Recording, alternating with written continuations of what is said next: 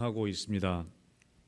지난주에 우리가 느헤미야 4장의 말씀을 함께 나누었는데요. 이제 성벽 재건 공사가 시작이 되고 또 성벽 재건 공사가 시작되었을 때 외부로부터 그 성벽 재건을 방해하는 외부의 적들로부터의 유혹과 또 시험과 공격이 있었던 것을 우리가 함께 나누었습니다. 산발락과 도비아를 중심으로 한 외부 세력이 조롱하고 또 핍박하고 위협하는 그런 일들이 있었고, 어떻게 그 외부의 문제들, 외부 세력의 공격들을 어떻게 막아내었는지 우리가 함께 나누었습니다. 느헤미야와 이스라엘 백성들은 그 외부 세력들의 공격을 느헤미야, 출중한 리더십을 갖춘 느헤미야를 중심으로 해서 이스라엘 백성들이 한 마음이 되어서 기도하며 한 손에는 일할 것을, 한 손으로는 일하고 또 한 손에는 우리 군 장비를 갖추어서 그들이 외부의 세력들을 물리쳤던 것을 우리가 사장을 통해 함께 나누었습니다. 그런데 오늘 본문에 보면 이 느헤미야 5장에서는 또 다른 차원의 이 이스라엘 백성들에게 위기가 찾아옵니다. 그것은 무엇이냐면 이제 내부에서 비롯된 위기와 문제들입니다. 이제 외적인 어려움은 잘 막아냈는데 이제 그들 가운데 내적인 문제가 생겼던 것을 우리가 보게 되는 것이죠. 여러분, 외적인 어려움은 오히려 내적인 결속을 다질 수 있는 계기가 될 수 있습니다. 외적으로 어려울 때 내부적으로는 더욱더 단단해져서 더 믿음이 성장하는 그런 것을 우리는 경험하게 되는 것이죠. 서로 격려하고 또 외부의 적들 때문에 내적인 그런 결속이 다져져서 그 믿음을 더욱더 든든하게 해주는 그런 계기가 되기도 합니다. 여러분, 개인적으로도 마찬가지입니다. 우리가 외적인 문제가 생겼을 때 우리가 더 하나님 앞에 엎드리는 것을 우리는 경험하는 것이죠.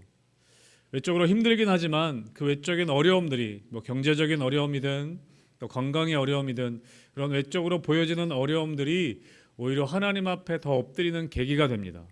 그리고 오히려 더 성장하는 계기가 될 수 있다는 것이죠. 그런데 문제는 내부의 문제입니다. 오늘 읽진 않았지만 5장 1절에 보면 원망이 생기기 시작합니다. 그 내적인 문제인 것이죠. 내부의 원망과 불평은 어쩌면 외적인 문제보다 더 큰 문제로 작용하게 됩니다. 여러분, 이스라엘 백성들이 애굽을 탈출합니다. 구약 성경에 보면, 출애굽기에 보면 400년 동안의 노예 생활을 뒤로하고 이제 모세를 앞세워서 애굽을 탈출하게 됩니다.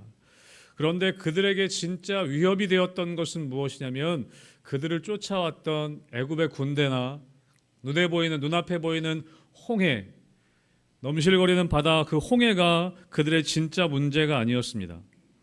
그들이 가나안 땅을 하나님이 약속하신 땅, 가나안 땅으로 들어갈 때 진짜 문제가 되었던 것, 그들의 발목을 잡은 것은 무엇이냐면 내부의 원망과 불평이었습니다. 40년 동안이나 그들이 광야 생활, 40년 동안이나 하나님의 심판을 받아서 광야에서 헤매야 했던 이유는 외적인 문제가 아니라 내적으로 있었던 원망과 불평 때문이었습니다. 여러분, 우리 개인도 마찬가지입니다. 외적인 어려움들이 진짜 문제가 아니라 여러분, 진짜 문제는 우리 안에 있습니다. 내 안에 있다는 것이죠. 어쩌면 내 옆에 사람도 알지 못하는 내 안에 있는 원망들, 내 안에 있는 교만함들, 내 안에 있는 미움과 나의 안에 있는 음란함들, 여러분, 어쩌면 그것은 다른 사람들이 모르기 때문에, 어쩌면 들키지만 않으면 그냥 슬쩍 넘어가려고 하는 그것, 여러분, 그것이 진짜 위기라는 것이죠. 그러나 여러분, 결국 그런 것들은 드러나게 되어져 있습니다. 그러나 그것이 드러날 때에는 외적인 어떤 것보다 더 무섭게 드러납니다. 더 힘들게 드러납니다. 더 큰 피해를 입게 되는 것이 바로 내적인 문제라는 것이죠. 여러분, 오늘 이 느헤미야와 이스라엘 백성들 안에 있었던 이 내적인 문제는 어떤 것이었는지 한번 살펴보길 원합니다. 느헤미야 5장 2절, 우리가 읽진 않았지만 5장 2절의 말씀을 우리 스크린을 통해서 함께 읽도록 하겠습니다. 같이 읽습니다. 시작. 어떤 사람은 말하기를 우리와 우리 자녀가 많으니 양식을 얻어 먹고 살아야 하겠다 하고, 2절 말씀에 보면 어떻게 되어 있냐면 식량의 문제가 있었습니다. 우리 자녀가 많은데 양식을 얻어먹고 살아야겠다. 양식의 문제가 있었다는 것이죠. 식량난에 대한 고통이 그들 가운데 있었습니다. 여러분, 그런데 이 식량에 대한 어려움은 식량난으로 그치지 않고 경제적인 어떤 부조리함을 낳게 되는 원인이 되었습니다. 여러분, 5장 3절 말씀도 함께 이어서 읽겠습니다. 시작. 어떤 사람은 말하기를 우리가 밭과 포도원과 집이라도 저당 잡히고 이 흉년의 곡식을 얻고자 하고. 흉년이 들었습니다.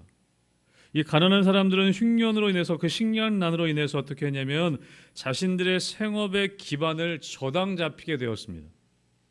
곡식을 얻어야 했기 때문에 저당을 잡혀서라도 식량을 얻고자 했습니다. 고리대금이 있었다는 것이죠. 여러분, 당시에도 고리대금이 있었습니다. 오늘날만 있는 것이 아니라. 그리고 그 고리대금으로 인해 생활의 근간이 흔들리게 되었다는 것이죠. 여러분, 그래서 또 어떤 문제가 있었냐? 5장 4절도 이어서 읽어보겠습니다. 시작. 어떤 사람은 말하기를 우리는 밭과 포도원으로 돈을 빚내어 왕에게 세금을 바쳤도다. 세금의 문제도 있었다는 것이죠. 여러분, 페르시아의 세금을 내야 했습니다. 그런데 그 페르시아의 세금은 흉년이 들은 가운데에도 줄어들지 않았습니다. 그것이 문제가 되었던 것이죠. 그래서 세금을 내기 위해 자기 밭과 포도원으로 돈을 빚내게 되었다고 탄식하고 있습니다. 그런 탄식과 원망이 이스라엘 백성들 내부에 있었다고 이야기합니다. 여러분, 흉년과 세금은 어쩔 수 없다 치더라도 여러분, 당시의 유대 기득권층에는 지독한 고리대금업이 심각한 문제가 되었습니다. 여러분, 율법에 보면, 출애굽기에 하나님이 이스라엘 백성들에게 주신 율법에 보면 가난한 사람에게 돈을 꾸어줄 때 이자를 받지 말라고 말씀하셨습니다. 출애굽기 22장 25절에 보면 내가 만일 너와 함께한 내 백성 중에서 가난한 자에게 돈을 꾸어주면 너는 그에게 채권자같이 하지 말며 이자를 받지 말 것이며. 여러분, 하나님이 이자를 받지 않도록 하셨습니다. 그 신명기에도 보면 하나님께서 모세를 통해서 가나안 땅에 들어가기 전에 뭐라고 말씀하셨냐면 내가 형제에게 꾸어주거든 이자를 받지 말지니 곧 돈의 이자, 식물의 이자, 이자를 낼 만한 모든 것의 이자를 받지 말 것이라. 형제들에게, 같은 백성에게, 같은 민족에게, 유대 사람들에게 어떤 것을 꾸어줄 때에는 이자를 받지 말아라 라고 명령하셨다는 것이죠. 그런데 이 포로 귀환의 시대에는 이 고리대업이 본격화된 것을 볼 수 있습니다. 그래서 그 고리대업 때문에 이스라엘 백성들이 아주 어려움을 당하고 있었던 것을 오늘 보여주는 것이죠. 여러분, 왜 이런 현상들이 일어났을까? 왜 하나님이 하시지 말라고 했는데 이 고리대업이 이렇게 본격화되었을까? 여러분, 당시에 주변국들이 이런 일을 행하고 있었다는 것입니다. 당시에 주변국들이 높은 이율로 고리대업을 하고 있었다는 것이죠. 그래서 여러분, 자료에 보면 이 바벨론 페르시아 제국이 다스릴 당시에 이율을 찾아보면 돈을 빌려줄 경우에 20%에서 25%, 그리고 곡물의 경우에는 33%, 그리고 메소포타미아 당시의 지역 같은 경우에는 곡물의 경우에 50%의 이율을 떼었다고 합니다. 엄청난 것이죠. 도둑놈들이죠. 일종의 폭력에 가까웠습니다. 여러분, 그런데 이스라엘 사람들이 그 주변의 이웃국들의 그런 고리대업을 따라했다는 것입니다. 이스라엘의 율법 정신에 따르면 가난한 동족에게는, 또 유대 사회 안에서는 형제들에게 돈을 빌려줄 때에는 이자를 받지 않는 것을 하나님이 말씀하셨습니다. 그것이 기준이었습니다. 그것이 하나님의 명령이었던 것이죠. 여러분, 그런데 그럼에도 불구하고 이스라엘에게 율법의 명령보다, 하나님의 말씀보다 당시의 강대국들의 영향을 이스라엘 백성들이 받게 되었다는 것입니다. 그것이 자신들의 이득이 되었기 때문에 그랬을 수도 있다는 것이죠. 여러분, 그래서 그 결과가 어떠하는가? 여러분, 느헤미야 5장 5절에 보면 이렇게 기록되어져 있습니다. 같이 함께 느헤미야 5장 5절을 읽어보겠습니다. 시작. 우리 육체도 우리 형제의 육체와 같고 우리 자녀도 그들의 자녀와 같거늘 이제 우리 자녀를 종으로 파는도다. 우리 딸 중에 벌써 종된 자가 있고 우리의 밭과 포도원이 이미 남의 것이 되었으나 우리에게는 아무런 힘이 없도다 하더라. 이런 일들이 일어났다는 것입니다. 흉년으로 인해 식량난 때문에 어려움 당하고 있는 것도 너무나 힘든 것인데 고리대금과 이 세금으로 인해서 이스라엘 공동체가 황폐화되었습니다. 가난한 사람들 일부 중에는 빌린 돈과 이자 때문에 그것을 갚지 못해서 저당을 잡혀서 밭과 포도원과 집을 빼앗겼습니다. 여러분 5장 5절에 보면 뿐만 아니라 심지어 자녀들까지 종으로 넘겨주는 일들이 일어났다는 것이죠. 여러분 더구나 5장 5절에 보면 좀 전에 읽은 말씀에 보면 우리 딸 중에 벌써 종된 자가 있다. 여러분 여기서 우리 딸 중에 벌써 종된 자가 있다고 할 때 종되었다는 의미는 어떤 의미가 포함되어져 있냐면 성적인 폭행의 의미가 담겨져 있습니다. 우리 딸들이 종으로 넘어갔다는 건 어떤 의미가 담겨져 있냐면 성적인 노예로 넘겨졌다는 것을 의미합니다. 여러분 이렇게까지 됐다는 것이죠. 여러분 율법으로도 경제적으로 심각한 공경에 있을 때에는 부득이하게 가족 구성원 중에 일부가 종이 되어지는 경우가 율법에 있긴 있습니다. 여러분 그러나 그 율법의 경우에는 비인격적인 노예의 개념은 절대 아니었습니다. 그리고 희년이 되면 풀어주게 되어져 있었습니다. 여러분 그런데 포로 귀환 시기 때 이스라엘 공동체 안에서 이렇게 하나님의 말씀이 제대로 작동되어지지 않고 있었던 것이죠. 그래서 많은 사람들이 고통을 당하고 있었습니다. 사랑하는 성도 여러분 교회 안에는 여러분 성도들 안에는 하나님의 말씀이 작동되어야 합니다. 하나님의 말씀이 기준이 되어야 합니다. 여러분 성도들의 삶의 자리 가운데는 하나님의 말씀이 작동되어야 합니다. 여러분 말씀이 아닌 세상의 기준이 들어오면 여러분 그것은 외적인 어떤 공격보다도 더 큰 문제가 된다는 것입니다. 사랑하는 성도 여러분 삶의 자리 가운데 하나님의 말씀이 작동하게 되기를 주님의 이름으로 축복합니다.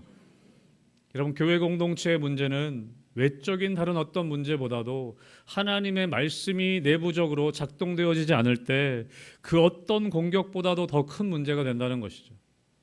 여러분 한국 교회의 문제에 대해서 사람들이 이것저것 많이 이야기합니다. 여러분 그러나 외적인 다른 어떤 문제보다도 여러분 한국 교회의 내적인 문제는 무엇이냐면 하나님의 말씀이 제대로 작동하지 않는다는 것입니다. 목회자들의 삶의 자리 가운데 우리 중직자들의 삶의 자리 가운데 하나님의 말씀이 제대로 작동하지 않는다는 것이 그 외적인 어떤 문제보다도 더 큰 문제라는 것이죠. 여러분 이것에 대해서 느헤미야는 어떻게 반응하는가? 여러분 느헤미야 5장 6절의 말씀을 같이 함께 읽어보겠습니다. 시작. 내가 백성의 부르짖음과 이런 말을 듣고 크게 노하였으나 아멘. 여러분 이방인들의 삶과 행동, 그 이방인들의 삶과 행동과 전혀 다르지 않는 구별되지 않는 이스라엘 백성들의 모습을 보고 여러분 느헤미야는 분노했습니다. 여러분 이것은 어떤 개인적인 이해관계 때문이거나 도덕적인 차원의 분노가 아니었습니다. 하나님의 공동체 안에서 하나님의 이름이 훼손시키는 하나님의 이름의 가치를 훼손시키는 그런 불의한 행동에 대한 분노였습니다. 여러분 느헤미야 5장 9절의 말씀도 함께 우리 스크린을 통해 읽어보겠습니다. 시작. 내가 또 이르기를 너희의 소행이 좋지 못하도다. 우리의 대적 이방 사람의 비방을 생각하고 우리 하나님을 경외하는 가운데 행할 것이 아니냐. 아멘. 여러분 느헤미야의 분노는 단순히 그냥 도덕적인 차원의 분노가 아니었습니다. 5장 9절에 얘기하죠. 우리 하나님을 경외하는 가운데 너희가 행해야 될 것이 아니냐라고 분노했습니다. 느헤미야의 분노는 하나님을 경외하지 않는 이스라엘 백성들의 태도에 대한 분노였습니다. 좀 더 구체적으로 말하면 느헤미야의 분노는 인간적인 관행이나 인간적인 전통이 앞서서 하나님의 말씀이 지켜지지 않는 것에 대한 분노였습니다. 사랑하는 성도 여러분 우리 안에 하나님의 말씀이 지켜지지 않을 때 여러분 분노가 일어나게 되기를 주님의 이름으로 축복합니다. 성질 내라는 말씀이 아니라 여러분 하나님의 말씀이 지켜지지 않을 때 느헤미야는 분노했다는 것이죠. 하나님 백성의 삶의 기준이 하나님의 율법이지 페르시아 제국의 관례나 관행이 아니라는 것입니다. 여러분 우리의 관행이나 전통보다 하나님의 말씀이 앞서야 되는 줄로 믿습니다. 여러분 그래서 복음서에서는 예수님께서 바리새인들과 서기관들에게 이렇게 말씀하셨습니다. 마가복음 7장 여러분 9절의 말씀도 읽어보겠습니다. 시작. 또 이르시되 너희가 너희 전통을 지키려고 하나님의 계명을 잘 저버리는도다. 예수님이 분노하셨죠. 너희가 하나님의 말씀보다 너희의 전통을 더 앞세우는구나. 전통을 지키려고 하나님의 계명을 저버리는구나. 여러분, 우리 안에 공동체 안에 관행이나 전통이 여러분 하나님의 말씀에 비추었을 때 잘못된 것이라면 여러분 우리는 언제든지 바꿀 수 있어야 합니다. 내 삶의 습관이 내 삶의 우리 가정의 전통이 하나님의 말씀에 비추었을 때 여러분 잘못된 것이라면 우리는 바꿀 수 있어야 합니다. 물론 지혜가 필요하겠죠. 내가 지금까지 이렇게 해왔다. 우리가 지금까지 이렇게 해왔다. 여러분 그것이 말씀보다 앞서서는 안 된다는 것입니다. 여러분 그것이 하나님을 경외하는 모습이라는 겁니다. 오늘 느헤미야에게는 그 하나님을 경외하지 않는 이스라엘 백성들의 삶의 습관과 그 관행과 태도로 인해 오늘 분노하는 모습을 기록하고 있습니다. 여러분 사실 느헤미야는 예루살렘에 자신의 기반이 있지 않았습니다. 예루살렘에서 태어난 것도 아니고 그는 페르시아에서 태어났습니다. 페르시아에서 자랐습니다. 그리고 페르시아에서 파견받은 총독이었습니다. 여러분 그래서 예루살렘 지역을 기반으로 하고 있는 예루살렘의 기득권층과 여러분 적대시하는 것은 사실 이 성벽 재건 공사에 오히려 마이너스 요소가 될 수 있습니다. 지금까지 성벽 재건 공사가 진행되도록 하는데 지역의 기득권층의 도움이 적지 않았기 때문이죠. 그들과 적당히 타협해서 어떻게 하든지 성벽 재건을 이루어야 냈을 수도 있습니다. 외부의 적들은 그냥 다 쳐내면 되지만 내부적인 그런 기득권층을 빼고 그 성벽 재건을 할 수 없었기 때문입니다. 여러분 그런데 느헤미야는 이 문제를 정치적으로 다루지 않았습니다. 정치적인 문제로 정치적으로 풀어가려고 하지 않았습니다. 여러분 정치적으로만 생각한다면 적당히 그들과 그 기득권층들과 적당히 타협해야 했습니다. 여러분 그런데 오늘 보면 느헤미야는 이 문제를 영적으로 바라봅니다. 영적인 문제로 바라봅니다. 그리고 하나님의 말씀으로 바라봅니다. 여러분 세상에 정치적으로 인간적으로 우리는 살아가는 것 존재가 아니라 우리의 삶은 영적으로 우리가 바라보아야 합니다. 우리의 삶을 정치적으로 풀 것이 아니라 우리의 삶의 문제들을 인간적으로 풀 것이 아니라 여러분 우리는 늘 영적으로 우리의 삶의 문제들을 바라볼 수 있어야 합니다. 이렇게 하면 내가 어떤 손해를 보게 될까? 이렇게 하면 내가 어떤 이득이 생기게 될까? 여러분 이런 관점으로 우리가 바라보는 것이 아니라 우리 삶의 문제들을 바라볼 때 우리는 영적으로 또 하나님 말씀에 근거해서 우리 삶의 문제들을 풀어나가야 한다는 것이죠. 사랑하는 성도 여러분, 이런 말씀으로 바라보게 되시길 주님의 이름으로 축복합니다. 말씀이 기준이 되어야 합니다. 그리고 여러분 교회는 결국 말씀으로 승부를 봐야 합니다. 하나님 말씀으로 승부 봐야지 다른 방법으로 보다가는 여러분 결국에 교회는 망하게 되는 것입니다. 여러분 교회는 여러 가지 프로그램으로 여러 가지 것들을 사역들을 할 수 있지만 여러분 결국에는 말씀보다 그것들이 앞서서는 안 된다는 것입니다.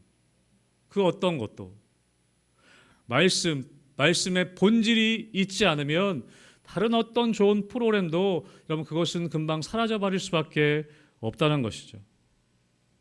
제가 모교회에 있을 때 청소년 시절 때 그 수양관이 있었습니다. 근데 그 수양관에서 어떤 프로그램이 있었냐면 3박 4일 프로그램이 있었는데 그 3박 4일 동안 다른 것 아무것도 하지 않았습니다. 오로지 말씀 읽고 말씀 듣고 기도하고 예배하고 오전 예배, 점심 먹고 오후 예배, 저녁 먹고 저녁 예배. 그게 3박 4일 프로그램이었어요. 근데 저도 한번 청소년실에 들어갔다 왔는데 너무 힘들었습니다. 너무 재미도 없고 너무 지겨웠어요. 그런데 그 안에서 하나님의 일들이 일어났습니다. 제가 고등학교 때 저희 학교 짱이 소위 이제 싸움 제일 잘하는 짱이 저희 고등부에 나왔었거든요. 그래서 저는 되게 싫었어요. 제가 왜 도대체 근데 그 학교 짱이었던 애가 그 3박 4일 어떻게 갔는지 모르겠어요.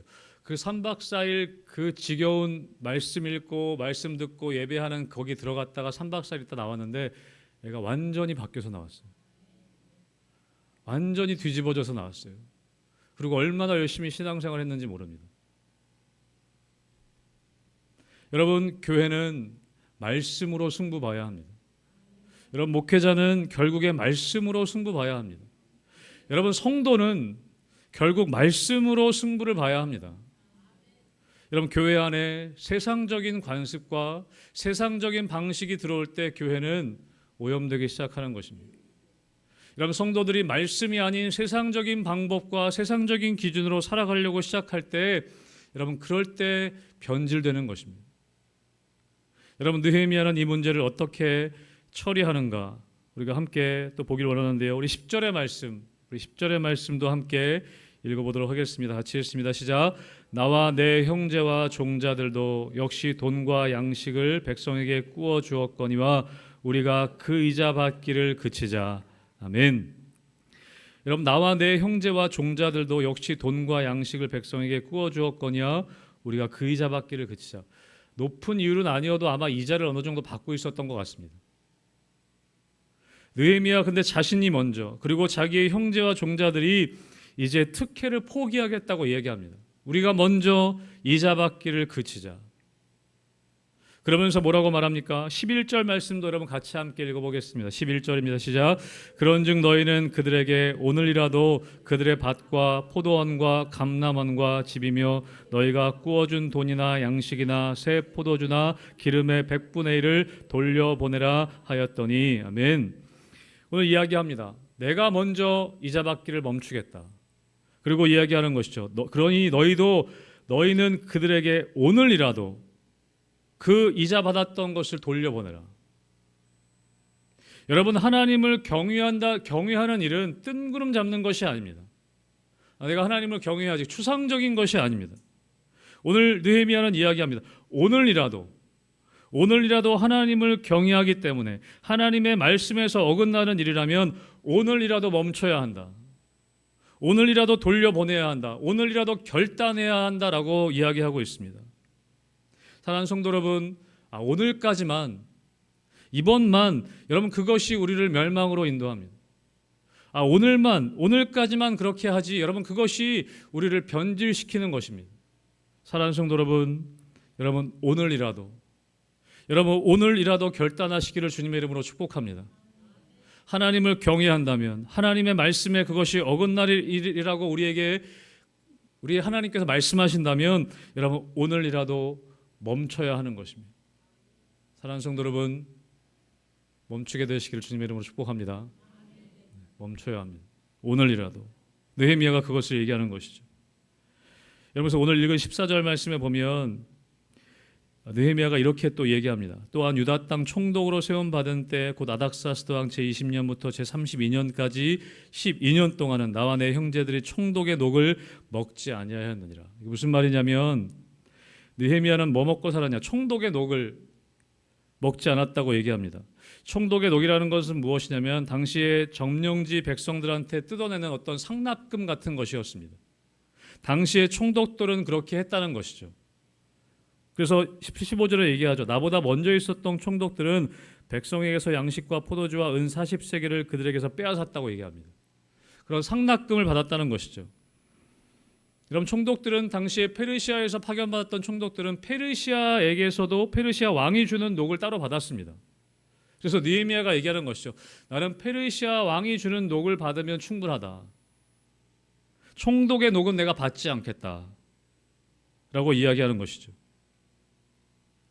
여러분, 그래서 15절에 보면 이렇게 얘기합니다. 여러분 15절 말씀 같이 함께 다시 읽어보도록 하겠습니다. 15절입니다. 시작. 나보다 먼저 있었던 총독들은 백성에게서 양식과 포도주와 또 은시 40세겔을 그들에게서 빼앗았고 또한 그들의 종자들도 백성을 압제하였으나 나는 하나님을 경외함으로 이같이 행하지 아니하고. 아멘. 나는 그러지 않겠다는 것입니다. 그런데 그렇지 않는 이유를 뭐라고 얘기하고 있습니까? 내가 하나님을 경외함으로. 내가 도덕적으로 더 뛰어나서가 아니다. 내가 정치적인 어떤 동기가 있어서도 아니고 내가 그렇게 하지 않는 이유는 무엇이냐? 내가 하나님을 경외하기 때문이다 라고 그렇게 고백하고 있습니다. 여러분 레위기에 보면 이 가난한 자들에 관한 율법이 있습니다. 하나님이 주신 말씀이 있습니다. 레위기 25장 36절에 보면 이렇게 말씀합니다. 너는 그에게 이자를 받지 말고 내 하나님을 경외하여 내 형제로 너와 함께 생활하게 할 것인지. 이자를 받지 말아라. 이자를 받지 않아야 할 이유를 뭐라고 말씀합니까? 내 하나님을 경외하여서 내 형제로 너와 함께 생활하게 해라. 여러분, 이자를 받지 않는 이유는요, 다른 이유가 아니라 하나님을 경외하기 때문입니다. 여러분, 레위기 25장 43절에도 이렇게 얘기합니다. 25장 43절의 말씀 같이 읽겠습니다. 시작. 너는 그를 엄하게 부리지 말고 내 하나님을 경외하라. 아멘. 그를, 종을 엄하게 부르지 말아야 할 이유가 또 무엇이라고 얘기합니까? 하나님을 경외하기 때문에. 여러분, 우리의 삶의 문제들이 있습니다. 우리의 내부의 문제들이 있습니다. 내 마음의 문제들이 있습니다. 여러분, 그것은 여러분 도덕적인 것으로 풀어갈 수 없습니다. 여러분, 하나님을 경외함으로 풀어가야 하는 것입니다. 여러분, 내 안에 문제가 있습니다. 우리 안에 내부적인 문제들이 있을 수 있습니다. 원망과 불평과 우리 안에 미움과 우리 안에 음란함과 우리 안에 교만한 문제들, 다른 사람들이 때로는 모르는 그런 내적인 문제들을 어떻게 풀어가야 할 것인가? 여러분, 그것은 하나님을 경외함으로 풀어갈 수 있는 것들입니다. 정치적으로, 여러분, 결국에 그런 문제도 정치적으로 풀 수 있는 것이 아니라 하나님을 경외함이 없으면 여러분, 사람은 결국 온전한 삶을 살아갈 수 없다는 것입니다. 여러분, 느헤미야는 오늘 이 문제를 정치적으로 풀지 않았습니다. 하나님을 경외함으로 풀어갔습니다. 그리고 느헤미야가 스스로 그렇게 하나님을 경외하는 마음으로 사는 모습을 보여주니까 그의 말에 무게가 생기고 그의 말에 유대의 지도층들의 마음이 움직이기 시작했습니다. 여러분, 느헤미야는 공산당처럼 인민재판을 해서 자기가 가진 것들을 빼앗아 가지고 억지로 나눠주지 않았습니다. 하나님 말씀에 근거해서 하나님을 경외하는 삶을 보여주니까 그 사람들이 변화되기 시작했습니다. 여러분, 여러분의 자녀들이 보고 있습니다. 여러분, 우리의 다음 세대가 우리를 보고 있습니다. 여러분, 우리 부모님이 하나님을 경외함으로 살고 있는지, 우리 교회 어른들이 정말 하나님을 경외함으로 살아가고 계신지, 여러분, 그 삶의 모습들을 우리의 자녀들은 보고 있습니다. 여러분, 하나님을 경외하는 삶을 보여주고 한마디 하실 때 여러분, 우리의 거기에 권위가 생기는 것입니다. 여러분, 느헤미야는 나는 그렇게 하지 않겠다. 나에게 속한 내 형제들과 내 종자들도 그렇게 하지 않겠다.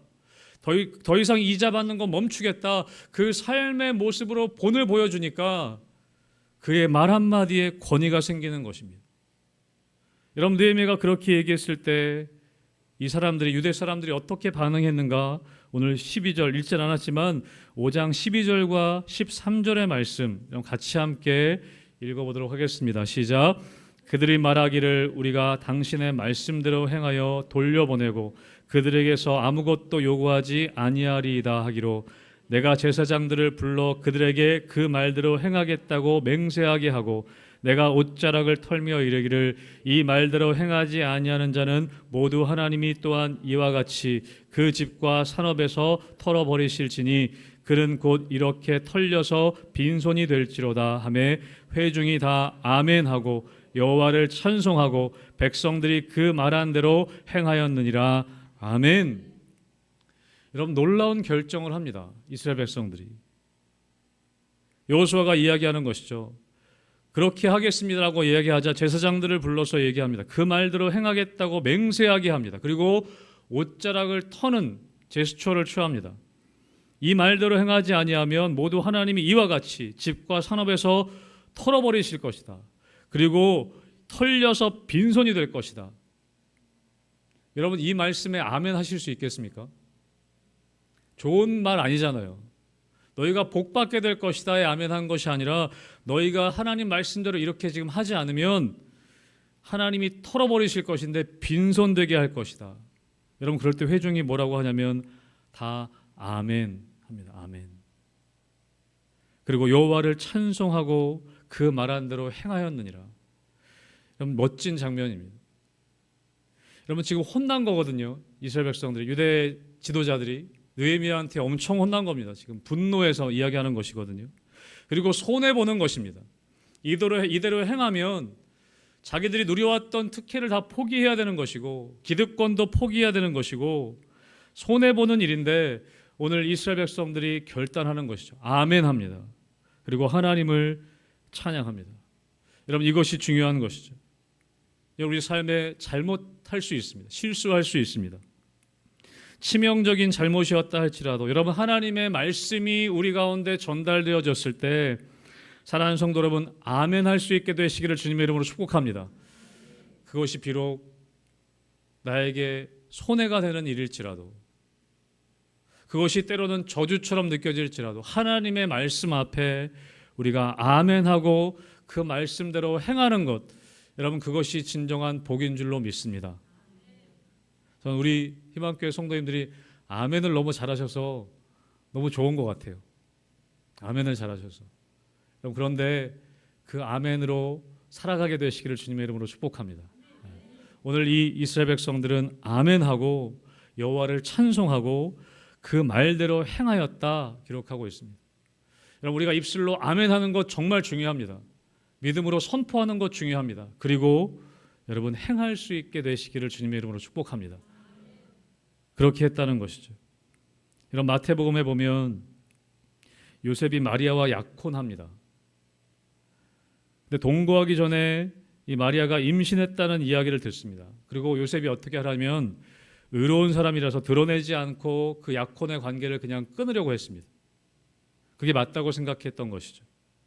그런데 꿈에 주님의 사자가 나타나서 마리아가 성령으로 잉태된 것이라고 이야기를 해줍니다. 그 이야기를 듣고 이 요셉이 어떻게 하는지 여러분, 마태복음 1장 24절의 말씀을 함께 읽어보겠습니다. 시작.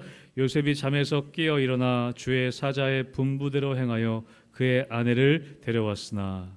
아멘. 뭐라고 합니까? 분부대로 행했다. 자기의 생각에는 이제 가만히 그냥 끊는 것, 그 약혼의 관계를 끊는 것이 맞다고 생각했는데 하나님의 말씀이 주의 사자를 통해 전달되어지니까 요셉이 어떻게 한 거냐면 아멘한 것입니다. 아멘하고 그대로 행한 것이죠. 여러분, 쉬운 일이 아니었습니다. 약혼했는데 아직 결혼하지도 않았는데 동거하지도 않았는데 임신했다는 소식을 듣습니다. 자신의 약혼녀가.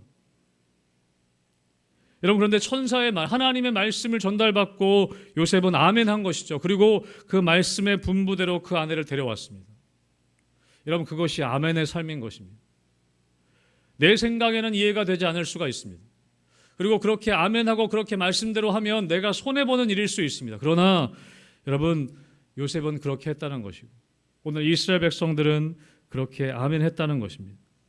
사랑하는 성도 여러분, 하나님 나라의 백성의 내부의 갈등은 이렇게 마무리되어야 합니다. 여러분, 우리 안의 삶에, 내 안의 내적인 문제들은 이렇게 마무리되어야 합니다. 하나님의 말씀 앞에 아멘하고 찬양하고 그 행함으로 끝나야 합니다. 여러분, 이 모든 것들은 하나님을 경외하는 마음을 가질 때 일어날 수 있는 일들입니다.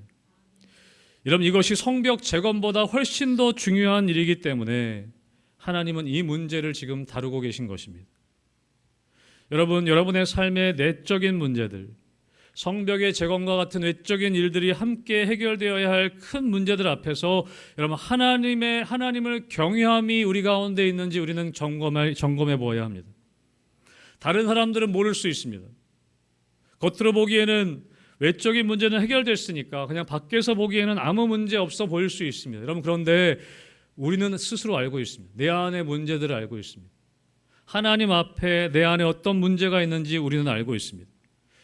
여러분, 우리는 늘 하나님 말씀 앞에 우리 자신을 비추어 보아야 합니다.